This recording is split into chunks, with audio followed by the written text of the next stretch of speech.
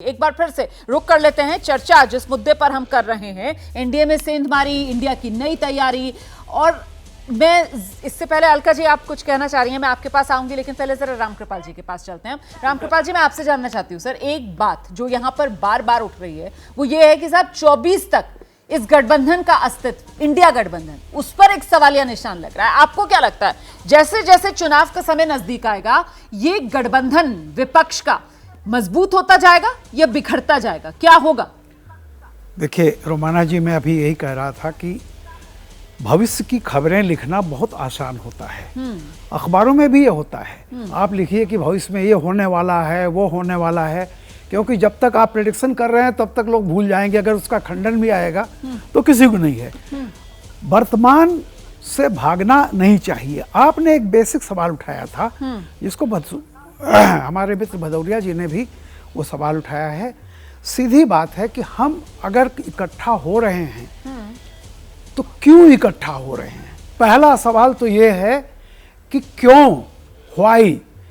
और इस सवाल का जवाब जैसा कि लोग कह रहे हैं एब्स्ट्रैक्ट में दिया जा रहा है। गरीबी, बेरोजगारी, अरे ये तो जब से भारत आज़ाद हुआ है तब से कोई चुनाव ऐसा नहीं होगा जिस चुनाव में ये सब बातें न कही गई हों।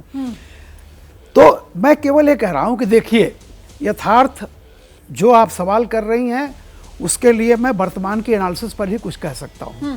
जैसा कि सुधीर जी ने भी कह दिया कि ये जो अटकलें चल रही मायावती आ जाएंगी, वो आ जाएंगी। इसमें क्या कुछ रॉकेट साइंस है? क्यों इकट्ठा हो रहे हैं? ये तो साफ सी बात है, 2024 में सत्ता चाहिए इसलिए इकट्ठा हो रहे हैं। नहीं। हाँ। आप यही फर्क है। हाँ। वो मोदी को हटाने के लिए हो रहे हैं। हाँ। यही मैंने कहा था। हाँ। कि आजादी के बाद से आज तक जितने भी चुनाव लड़े गए हैं सब एक पॉजिटिव नैरेटिव पर लड़े गए। आप ये देखिए, सबसे पहले नेहरू जी आए थे, आज़ादी के आंदोलन के थे, उनको 3 बार मिला।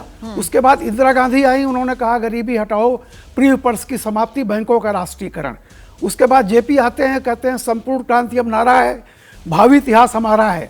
उसके बाद आएगा कि मंदिर वहीं बनाएंगे, अच्छे दिन आएंगे। ठीक है। पहली बार हम देख रहे हैं कि किस लिए, वो बाद में है, मोदी को हटाने के लिए।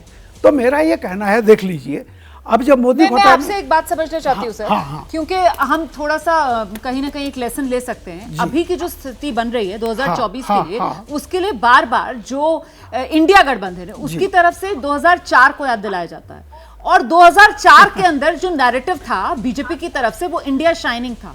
अगर आप बता पाएं कि उस दौरान विपक्ष या कांग्रेस की तरफ से क्या नैरेटिव था और वो क्या क्या क्लिक किया क्या था? देखिए, आप याद कीजिए, अलका लांबा जी कांग्रेस में है इस समय, कितनी सीटें मिली थी पता आपको? 143 या 144 सिर्फ कांग्रेस की सीटें थी। और इसलिए वो सत्ता में आ गए कि वामपंथ की एक बहुत बड़ी गठरी 40-50 सबसे बड़ा दल तो बनकर उभरी थी। नहीं, सबसे बड़ा दल बन के उभरी थी। लेकिन मैं कह रहा हूं कि जो आगे सर्वाइवल हुआ वो 40 से 45 वामपंथ की गठरी उनके पास आ गई। और दूसरी वो तरफ आंध्रा और तेलंगाना जी, तब ये कांग्रेस की तरफ थे। बिल्कुल। मतलब ये, अब आप सोचिए आज की तारीख में अगर मान लीजिए कि फिर से कांग्रेस 150 पे पहुंच जाती है तो 300 की जो पार्टी है वो कहां आके ठहरेगी? अगर 150 की पार्टी महाचुंबक हो जाती है तो 250 की पार्टी या 200 की, मैं 100 सीट घटा रहा हूं, वो उस चुंबक से बड़ी महाचुंबक होगी। मतलब आप बीजेपी की कह रहे हैं कि यही और उदाहरण के तौर पर अगर घट भी जाती हैं, आप ये कह रहे हैं। दूसरी बात बता रहा हूं, बहुत बातें अभी की जाती हैं। जब आप 2024 की बात करेंगे तो देखेंगे प्रवक्ता भाग रहा है, वो 2004 नहीं, वो विधानसभा की बात करने लगेगा। अब मैं अगर विधानसभा पर भी पूछूं, देखिए 2018 में जब इलेक्शन, 2019 में जब इलेक्शन हुआ था, कर्नाटक में कांग्रेस की सरकार थी, मध्य प्रदेश में कांग्रेस की सरकार थी, छत्तीसगढ़ में कांग्रेस की सरकार थी।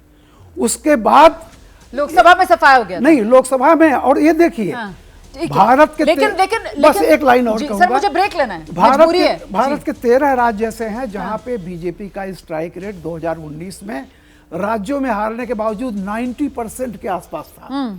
उस स्ट्राइक रेट को अगर आप कितना भी नीचे कर लेंगे तो आज की तारीख में जो यह दिखाई पड़ रहा है। और दूसरी बात, आप देखिए केजरीवाल जाकर के, ये विधानसभा के लिए गठबंधन नहीं। और इससे आगे का मैं एक और आंकड़ा दे देती हूँ दर्शकों को, वो ये कि वो जो 303 सीटें बीजेपी ने जीती थी उनमें से 224 224 ऐसी सीटें थी जहां टोटल जो वोट्स पड़े थे उसमें 50% से ज्यादा वोट ज्यादा बीजेपी के उम्मीदवार को मिला था। तो ऐसे में अगर सारे गठबंधन के साथी साथ में मिल भी जाएं तो भी अगर 224 सीटें ऐसी पिछली बार थी जहां पर बीजेपी को 50% से ज्यादा वोट शेयर मिला था, तो फिर इंडिया गठबंधन अपना भविष्य किस रूप में देख रहा है? एक सवाल ये। और दूसरा सवाल यह है जो मैंने पहले पूछा कि 2024 तक ये गठबंधन कमजोर होगा या फिर मजबूत होता चला जाएगा, और उसका आधार ये कि जून जुलाई में हम देख रहे हैं एक मोमेंटम इस गठबंधन के लिए बनता हुआ नजर आ रहा है। 15 दलों से लेकर 26 दल और अब मुंबई में कहा जा रहा है 30 दल। तो क्या इसको दरकिनार कर देना चाहिए, खारिज कर देना चाहिए? इस पर भी आगे बात करेंगे। पत्रकारिता कोई इमोशन नहीं है, ना अपना कोई ज्ञान देना है और ना कोई विचार थोपना है। पत्रकारिता क्या है?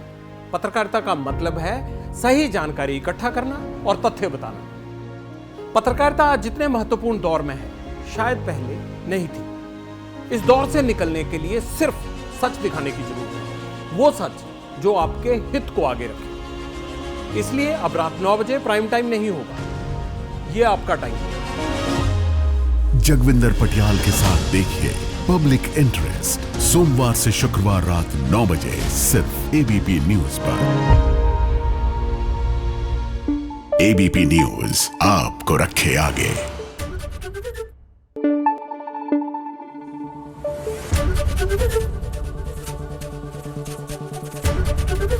एबीपी न्यूज आपको रखे आगे।